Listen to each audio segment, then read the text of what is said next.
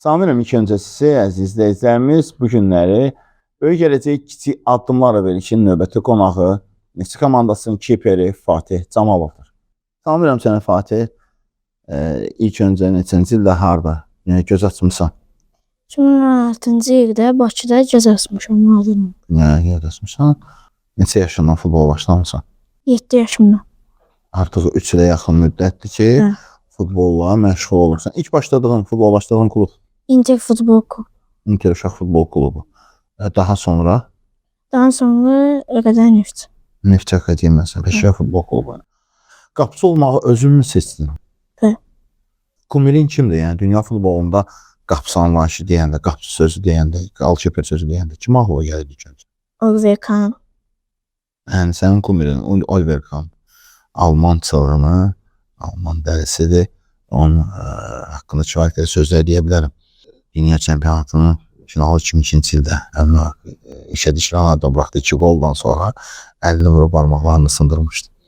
Var mı səndə də belə bir qəzəb? Yəni futbolda qol buraxdıqdan sonra qəzəblənmə və yaxud da ki Oliver Kahn kimi bir aqressiyan var mı? Bəli, var. Nə edirsən məsələn? Məsələn, topa çıxanda qışqırıram, oyunçu adi, mən topu götürəndə barmağıma vuranda üstünə deyirəm ki, niyə barmağıma vurursan, əsəbləşirəm. Qəzəblənsən, dayanmırsan. Bəli. Fatih, mən sənin kifayətən olmanı şərh etmişəm, çox istedadlı qapıçısan.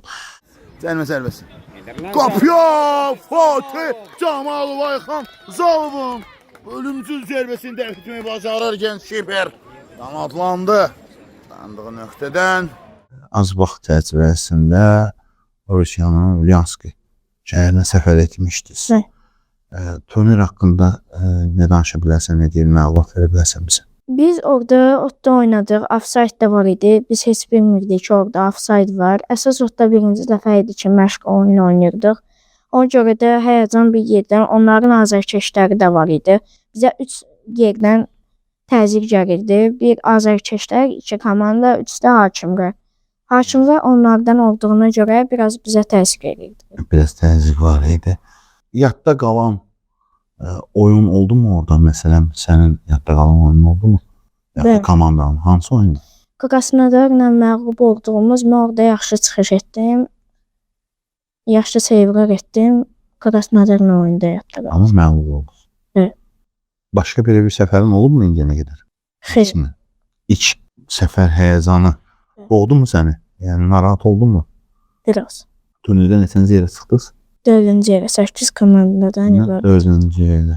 2016 təvəllüdli uşaqlar arasında ilk turnirin və qənaətbəxş saymaq olar. Yəni əladır. Komandada ən çox sevdiyin komanda yoldaşın var mı? Məsələn, ondan daha bir özü yaxşı başa düşürsünüz. Seyid Muxtarlı və Raul Rəşidov. Yəni komandada bir özü başa düşürsünüz. Azdan çempionatını oynayarkən komandavın və əl-xüsusda sənin yadda qalan bir oyunun var mı? Bəli. Hansı oyun? Neftçi ilə Qarabağ qarşılaşanda mənim orada keçirlərim özümlə qürur duyurdum.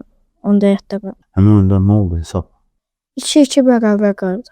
Amma çox möhtəşəm oyun oldu səndə. Yaxşı, elə bir vaxt olub mu ki, indiyənə qədər futboldan yeniyə düşdüyün zədələr, yeniyə düşdüyün stres və yaxud da ki, bu problemləri, Sadalovun problemləri nəzərə alaraq futboldan uzaqlaşmaq istəmirsən, yəni oynamaq. Xeyr. Yəni ən pis zədələr zamanı, ən ağır streslər zamanı sən futboldan uzaqlaşmaq istəməmisən. Bəli. Həftədə neçə futbol məşqə gedirsən, futbol məşqinə gedirsən? 4-5 dəfə, 5 dəfə bir yerdə, 6-cı da çempionatda oynayır. Yəni həftənin 6 günü futbola özü sərfəmsən. Bəs təsirlər mane olur mu bu? Xeyr. Yəni təsir də öz yerində var zaparsın. Neftçinin akademiyasında məşğul olursun. Qapıçı məşqçin kimdir? İndi Şahin Zəki birinci qapıçı məşqçim olub ki, Rafiq Kərimov. Rafiq Kərimov. Tanınmış bir simalardan biridir. Çox istedadlı qapıçılardan biri Rafiq Kərimov. Haqqında kifayət qədər söz demək olar. Yəni Şahin Zəkiyev də onun da haqqında söz demək olar. Sənin yaxşı mənada rəqibin varmı? Məsələn, sən qapıçısan, həmin futbolçu da qapıçıdır və yaxşı mənada bir-birinizə rəqabətlisiniz. Varmı elə bir futbolçu? Bəli. Kimdir? Yunis var. Yunis Babayevin səhvində soyadı. O da istedadlı qapçıdır. Yəni siz yaxşı mənada sağlam rəqabətdəsiz. Bəli. Fatih, əgər futbol ictimaiyyəti sənə belə bir şans versəydi, ilk 11-i qurmaq şansı futbolda, sənin 11-liyin necə olardı? Mənə maraq. Qapıda Orvekan. Mən ən çox qapçılardan məlumatım var. Oyunçulara o qədər də fikir vermirəm. Qapıda Orvekan. Müdafiədə Səid Muxtarlı və İbrahim Namazov. Ortada Iniesta. Aha. Sol hücum Aha. Mbappe. Sağ hücum Messi. Hücumda da Ronaldo. Bəs yaxşı sənə belə bir şans versə qapıda dayanmaq şansı. Orvekanı meydana çıxardı, özün girərsənmi yerinə? Hə. Yəni Orvekan səviyyəsində özünü görürsən. Təbii bu sənin özünə inanmaman irəli. Bu böyük bir hissdir həqiqətən də. Hər futbolçuda olmur bu hisslər. Sevdiyin yemək varmı? Yeməklə aran yaxşı olar məncə. Biraz. Biraz da yaxşı olar. Arada bir xoşlanmıram, yemirəm. Arada bir də yeyirəm. Sən xoşladığın yemək var mı? Xoşladığım yemək pizzadır. Aha. Heç olubmu valideynlərin sənə həm idmanla məşğul, həm də daha çox pizza yediyinə görə narazılıqlar bildiribmi? Çox pizza yemə, futbolla məşğulsan, çəkiyə görə mane olur, qapıda dayanmağa. Olubmu belə bir hallar? Az olub, amma mən pizzanı az yeyirəm. Yəni bu Orada çox pizzanın yeməyinə öz çəkivə və idmanına nəzarət edirsən. Yəni balans yarada bilirsən. Qapıçı olmağın ən çətin yönləri.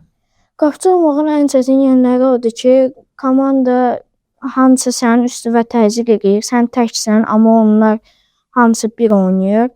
Adi bir dənə seyv eləyəndə sən potensialın artır.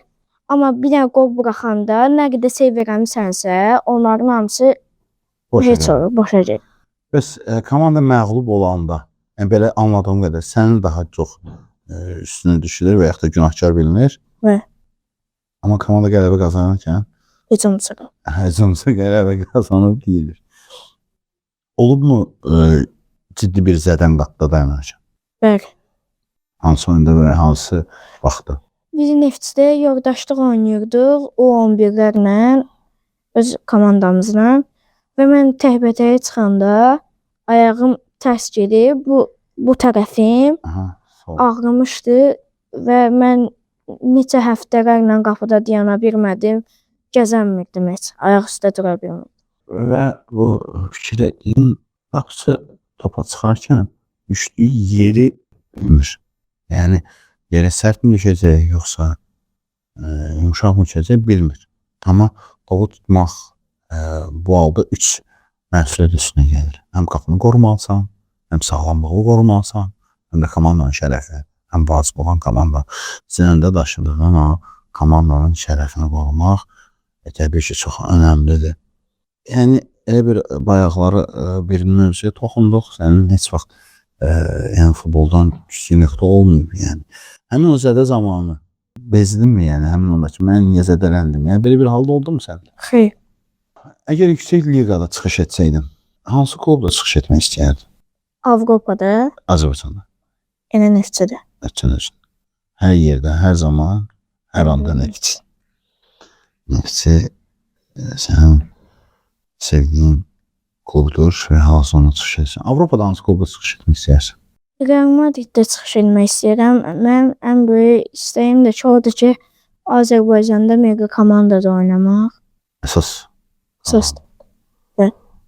Mən sual əsnasında bu sualın cavabını öyrənirdim, amma sən birbaşa istəyini dilə gətirdin. Avropa futbolundan olmadı, Orvekanı sevmişsən. Milli komandada sevdiyin qapıçı varmı? Əvvəllər sevdiyim Şahrettin Məhəmmədəliyev. İndi sevdiyim isə Rıza Cəfərov. Rıza Cəfərov istedadlı Neftçinin qapıçı, çox istedadlı millinin qapısını qoruyur. Hal-hazırda futbolda nə kimi dəyişiklik etmək istəyərsən, maraqlıdır mənə? Mən süni otda arada bir zədələrim olur, hoppananda buralarım cızırır eləyir.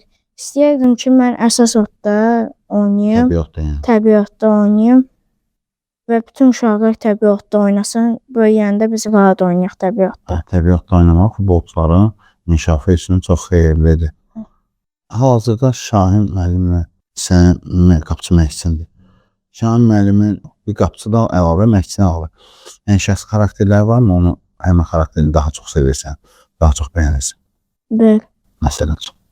Məsələn üçün odur ki, mənə oyunlarda daha da yaxşı performanslar göstərir ki, deyək ki, bu epizodda qabağa çıxmarsan, onlar o xasiyyəti mənim xoşuma gəlir. Yəni motivasiyası verir. Bəli. Avropada hansı ölkədə getmək şansın olsa, hansı ölkəyə gedərsən? İspaniya. Ənənəvi sual vermək istəyirəm. Bu mənim artıq söylədiyim ənənəvi sualdır. Sənə heç vaxt bitməyəcək qədər pizza, ömürlük İspaniyada yaşamaq şansı, istədiyin qədər pul, istədiyin maşın təklif etsən, futboldan uzaqlaşmaq. Bəlkə düşünürsən. Düşünməsən. Bu sualın cavabını düşünülməz.